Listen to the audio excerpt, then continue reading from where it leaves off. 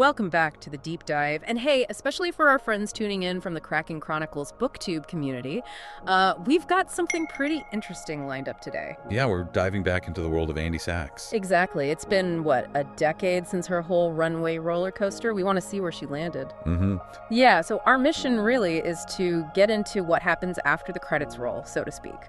How does Andy handle life post-Miranda? And maybe more importantly for you, Cracking Chronicles, folks interested in character arcs, what does her journey tell us about chasing, well, a certain kind of legitimacy? It's a fantastic angle, especially for anyone who loves digging into how characters evolve or maybe don't evolve after these huge life-changing experiences.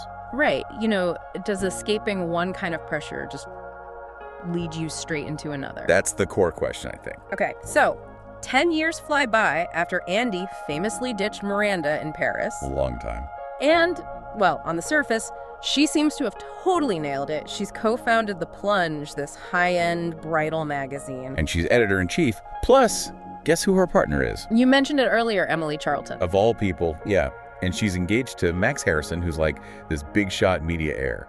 So it looks like the ultimate reinvention, doesn't it? A complete fresh start. It definitely looks that way. A very deliberate move. You know, away from the chaos of high fashion, maybe, towards something seemingly more stable. Seemingly being the key word. Exactly. Because as we see in so many stories, appearances can be, well, deceiving. It's less a clean break, maybe, and more just. The next chapter, carrying all the baggage from before. And, oh, wouldn't you know it, right before the wedding, like right before she finds a letter. Yep, a letter that makes her seriously question Max, his trustworthiness. Okay, and here's where, you know, for us narrative junkies, it gets really compelling. She finds this huge red flag, and she marries him anyway. What do you think is going on there? Oh, that's a big one. It really speaks to maybe the internal pressures. You know, perhaps this fear of messing up this perfect picture she's built. Like admitting she might have made a mistake. Yeah, or maybe just the momentum of it all. It makes you think, how often do we kind of quiet that inner voice? Because everything looks right on the outside. It's relatable, unfortunately. And the pressure, it doesn't just vanish once they say, I do. Not at all. They have a daughter, Clementine Rose. Sweet name. Yeah, but instead of like settling into happy family life, Andy feels this gap growing between her and Max. Suspicions start to bubble up. Right, about infidelity. And she actually joins a support group for new moms. Which is interesting. She connects with another woman there, Sophie, who's also having relationship trouble. It sort of grounds her story, makes it feel very real, doesn't it? Searching for connection when things are falling apart at home. Absolutely. Motherhood can put a magnifying glass on relationship issues, right? Right. And it shows that success, professional success, doesn't make you immune to these really fundamental human things like trust and connection and doubt. Okay, now this is where it gets kind of spooky almost. Max's world, his social circle, it starts to weird weirdly familiar to Andy. Echoes of Runway? Totally. Nails it. Like a rebranded runway, just with different labels. Yeah. Even her wedding, supposedly her dream wedding, she felt like she was performing for a town and country spread. Performative is the perfect word. It shows that the specific field might change fashion mag, high society, but those underlying pressures to look perfect, to fit in, to never show weakness, they're still there. It's that 𝐁𝐫𝐾 idea we see, right? Especially within this bridal publishing world she's now in. Looks glamorous, but she feels trapped. Precisely. Anxiety attacks, paranoia, self-doubt. It's all bubbling up again, just in a different setting. Driven by this, desire to be accepted in this fear now. And just when you think things can't get more complicated, guess who walks back into her life? Let me guess. Miranda Priestly. Bingo. And she's interested in buying the Plunge. Oh, wow. You can just imagine the cold dread Andy must feel. Totally. She's terrified of dealing with Miranda again, terrified of losing control of the magazine she built. And Miranda's reappearance, it's just brilliant storytelling, isn't it? Yeah. It forces Andy to face her past head on. How much has she really changed? And the tension with Emily must be insane, because Emily probably sees it as a huge opportunity, right? Oh, absolutely. Emily's likely all for it, pragmatic as ever, which just puts Andy in an even tighter spot. But then comes the real gut punch, the thing that changes everything. What's that? Andy finds out Max, her husband, has been talking to Miranda about selling the magazine behind her back. No, wow. Okay, that's that's betrayal on a whole other level. Yeah, right. It just shatters everything. Any illusion she had about her marriage, about this life she'd built. Yeah, that's the catalyst. Yeah. It really hammers home that you can't substitute trust and honesty with like status or connections. Yeah. It just doesn't work. And it casts her work at the Plunge in a whole new light, doesn't it? As she's writing about real weddings. While her own marriage is basically a disaster zone she's hiding, what does that do to her, like her journalistic soul? It feels compromised, right? Like she's had to stifle those instincts, that need for truth, to fit into this upper crust world. So is she really seeking legitimacy? Or is it more about, I don't know, burying the part of her that felt like the girl who didn't fit in back at Runway? That's such a deep question. Did she just trade one kind of selling out for another, maybe a more subtle kind? Yeah. And think about it, Andy's having anxiety spirals, falling apart internally. While Miranda's probably just as icy and controlled as ever on the outside. It makes you ask, like the source implies, who actually has the power here? Who's really breaking under the pressure? It's often not the one who seems the most fragile on the surface. So ultimately, Max's betrayal is the final straw. She can't do it anymore. She leaves him. Leaves the marriage and leaves the Plunge. Makes a clean break this time. Wow, good for her. And then, in a move that probably makes a lot of original fans happy, she reconnects with Alex, her old boyfriend. Alex. Okay, so they rekindle things. Seems like it. She finds a different kind of fulfillment, putting her daughter first, prioritizing her own happiness, away from all that publishing pressure. Choosing herself, finally. Yes, it really feels like that. And that arc, that journey towards figuring out what really matters, it's something we talk about a lot on Cracking Chronicles, right? Yeah. Shedding those external expectations, finding authentic connections. Exactly. It shows that making it isn't always about the fancy title or the social standing. Sometimes it's about aligning your life with what you actually value. Living authentically. So wrapping this up, especially for our BookTube listeners thinking about character growth, Andy's story, this 10-year follow-up, it's a pretty stark reminder. Yeah, that even when things look successful, there can be deep struggles underneath. And that escaping one kind of pressure doesn't mean you're free. New pressures can be just as insidious. And ultimately, it comes back to authenticity over just looking good. Definitely. Which leaves us with a final thought, maybe something for you to chew on. Yeah. Well, think about Andy's initial rebellion against Runway, that big screw you moment. Right. What does her later experience, getting tangled up with Max and that whole world, tell us about the different ways selling out can happen, maybe more subtly? Ooh, good question. Like, how do you protect your values when the pressures aren't as obvious as a demanding boss, but more alluring, more tied to lifestyle? Exactly. How do you stay true to yourself when the cage is gilded? And Emily is just so relatable, I think, on some levels. Yeah. That ambition, right? But also the insecurity, maybe. Yeah, definitely. And just trying to figure out the working world. It's stuff we all kind of deal with. So we're basically giving you a shortcut to understanding what really makes Emily tick. Right. So our mission here is to kind of unpack Emily's character, figure out her motivations, and see how she changes or maybe doesn't change. Okay, so first thing, there's a bit of a contradiction with Emily, isn't there? Oh, absolutely. Like right away, you notice it.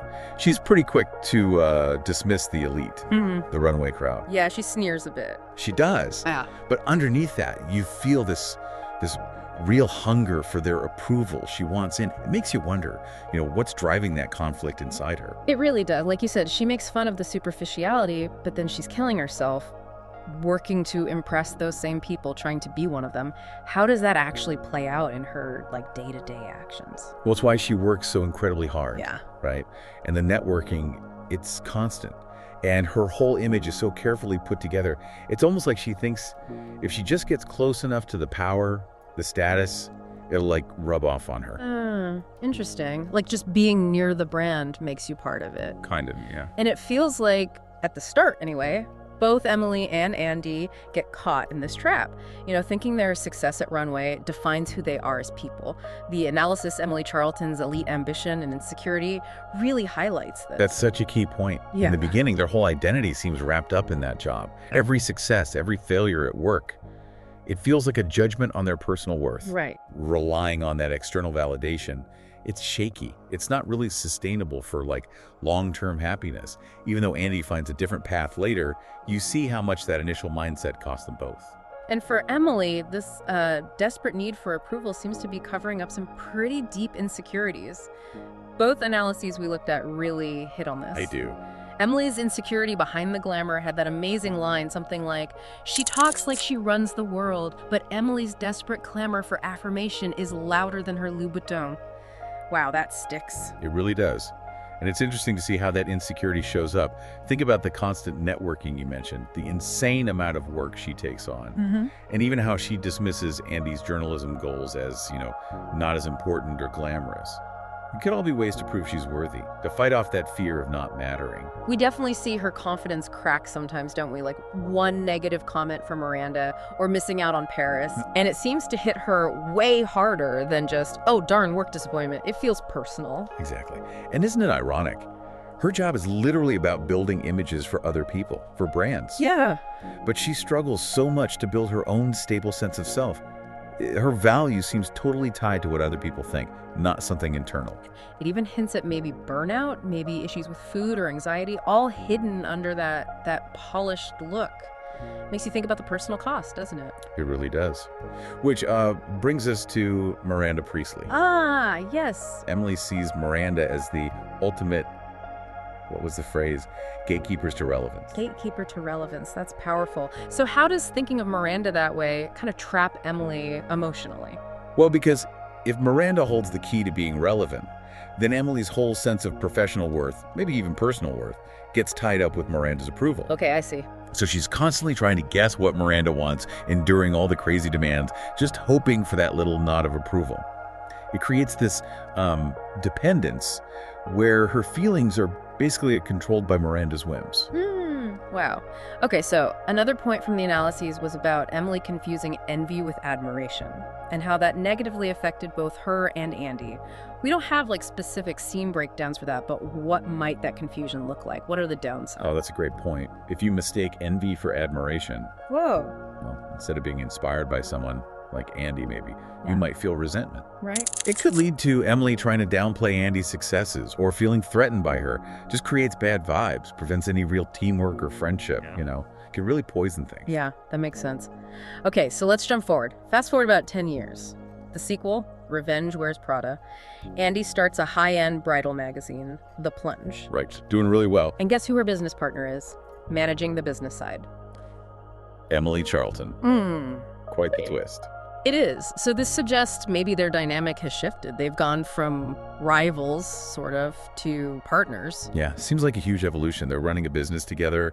Maybe those old tensions faded, or maybe they just figured out how to work together, use their different strengths. Yeah. Makes you wonder what happened in between, right? It really does. But, the past comes knocking. Miranda Priestly gets interested in buying the Plunge. Dun, dun, dun. And it sounds like this stirs things up again, maybe brings back some of that old tension, or just shows they have different priorities now. Exactly. And he's like, whoa, hold on, Miranda involved again. I don't know. She probably remembers how demanding and, undermining it could be. Understandably. But Emily, she's apparently all for the acquisition. Enthusiastic, even. That difference is really telling, isn't it? It makes you wonder if Emily still sees that Miranda connection as the ultimate validation, the path to bigger success, even after all this time, and building her own thing with Andy. So looking at the whole picture, Emily's journey is this constant juggling act, ambition driving her forward, but insecurity pulling her back, always searching for that external thumbs up, whether it's at runway or maybe even through this potential buyout. And for you, our amazing Cracking Chronicles listeners, think about how these themes pop up in books you read or even dynamics you see around you. Yeah. That drive for success, for recognition. It's everywhere, isn't it? In stories, online, Emily's story, flaws and all. It's just a really fascinating way to look at these very human impulses. Absolutely. And it leaves us maybe with a question to chew on. In a world that puts so much emphasis on external achievements, on likes, on status, what does real fulfillment, personal and professional, actually look like? Is chasing that outside approval ever really sustainable? Or is there something deeper we should aim for? That's a great question to sit with. Okay, so Miranda Priestly. It's been, 10 years since Andy Sachs made that dramatic exit from runway? Yeah, a whole decade. And suddenly Miranda's back in Andy's orbit. Her target. The Plunge. Right, the bridal magazine Andy co-founded, Successful one, too. Exactly. So the big question we're tackling today is, was this just a smart business move for Miranda's empire, or was it something a bit more personal, maybe settling an old score? Well, the contrast is immediately striking, isn't it? You've got Andy and Emily Charlton, her old colleague. Fremy, maybe. Maybe. They've built this cool, independent, sort of bold magazine. The Plunge. It's everything Runway isn't. A real upstart. Totally. Yep. And then Miranda, the empress of the established fashion world, decides she wants it. And the fact that it's Andy's creation specifically, after everything that went down at Runway, that makes you pause. It really does. You have to wonder if this is about more than just, like, market share or diversification. Absolutely. I mean, Miranda could probably buy almost any publication she wanted, so why this one? What's the actual play here? Is she genuinely impressed and wants to add it to Elias Clark? Or is this aimed squarely at Andy and maybe Emily too? That's what we need to unpack. Is it strategic expansion or calculated revenge? Strongly. Okay. Miranda's interest wasn't admiration at all. It was more about wanting to squash Andy's success. Squash it. Like, she couldn't stand Andy thriving outside her control. Precisely. The idea is that Andy leaving Runway, walking away from Miranda, and then having the audacity to build something successful on her own terms, that was a challenge Miranda couldn't ignore. A direct affront, almost. Yeah. Miranda seeing Andy's independent venture as a direct threat, something that needed to be neutralized. And the podcast points to a potential trigger, right? Something Andy and Emily supposedly did.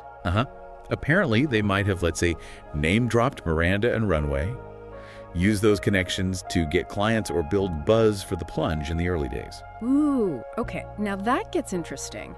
Because how would Miranda react to that? Well, think about it. In Miranda's universe, her name, her influence, that's her power, it's currency, and control is everything. Total control. So for Andy and Emily to leverage that, maybe without her explicit permission, she could easily see that as a massive betrayal, a real act of disloyalty. Like they were trading on her power without, paying the proper respects or getting the okay. Exactly. It fits perfectly with what we know about her need to dominate her sphere, her brand. Any unauthorized use would be problematic, to say the least. And this is where Emily comes back into it in a big way. Miranda really played on Emily's history with her. Yeah, Emily always seemed to crave Miranda's approval, didn't she? Even after everything. So the theory is, Emily saw Miranda's interest in buying the Plunge as validation. Like, aha, I'm finally back in the fold, Miranda sees my worth. Which Miranda might have known, or at least suspected. Oh, absolutely. This was a calculated tactic by Miranda. Use Emily's desire for approval to get an in, to get closer to the Plunge, closer to Andy's new world. Only to undermine it from the inside. Manipulation, not mentorship. Exactly. It really makes you question any past moment that might have seemed like mentorship. Was it ever genuine? Or was it always transactional for Miranda, using people to get what she wants? Acquiring the Plunge wasn't about fostering this new, exciting magazine. It was about eliminating a rival she perhaps secretly envied or felt threatened by. And they argue it went way beyond just the business deal. Right, that's the really chilling part. Miranda's plan wasn't just to take over the magazine, it was bigger. Much bigger. She aimed to dismantle Andy's entire life. Her career at the Plunge, sure, but also her upcoming marriage to Max Harrison. And maybe even damage her friendship with Emily in the process. Just total destruction. That sounds incredibly ruthless, even for Miranda. But then you look at the plot points from the book summary. And some pieces do seem to fit that narrative, don't they? They do. Like Max, Andy's fiancé, having secret talks with Miranda about selling the Plunge behind Andy's back. Huge betrayal right there. Directly playing into Miranda's hands whether he realized the full extent or not. And ultimately what happens, Andy does leave. She walks away from the Plunge, her own creation. And she walks away from Max, leaves the marriage. Now, the book might frame her decision as being about Max's betrayal, his lack of trust. Which is perfectly valid. Of course. But it also aligns perfectly that Miranda intended to blow up Andy's life, personally and professionally. The outcome matches the alleged motive. It makes the acquisition feel less like a straightforward business deal and more like a weapon, a tool in a much larger, more personal campaign. Miranda operates so indirectly sometimes, doesn't she? Using these big corporate maneuvers to settle what feel like very personal scores. And the podcast brought up another fascinating angle. Miranda's potential underlying fear. Fear. Miranda Priestly. Well, fear of irrelevance. Fear of being replaced. Could her obsession with maintaining power, with controlling everything, stem from that deep-seated anxiety? That's an interesting thought. So, seeing Andy and Emily, younger, creating this fresh, successful, independent thing, that hit a nerve. It might have. Maybe it wasn't just Andy's past disloyalty, but her present success that rankled Miranda. It represented the new guard, something she couldn't fully control, maybe even envied. Turning any initial business interest into something much darker. Resentment. A need to reassert dominance in the most dramatic way possible. Right, crush the competition, especially when it's being led by someone who dared to defy you. So the end result, as the story goes, Andy leaves the Plunge, leaves Max, she finds her own way, eventually finds happiness with someone else, Alex. A new beginning. But Miranda, having potentially orchestrated all this chaos, just watching it all burn from her top floor office. A very Devil Wears Prada ending, in a way, but much darker. It definitely paints the acquisition of the Plunge in a sinister light. The history between them, the specific targeting of Andy's success, the personal fallout. It all points away from just business as usual. It's just a very calculated, very personal motivation driving Miranda's action. Yeah, it really does. So thinking about all this, especially for all of you listening along, maybe watching over on the Kraken Chronicles YouTube channel, what's your take? Where do you land on this?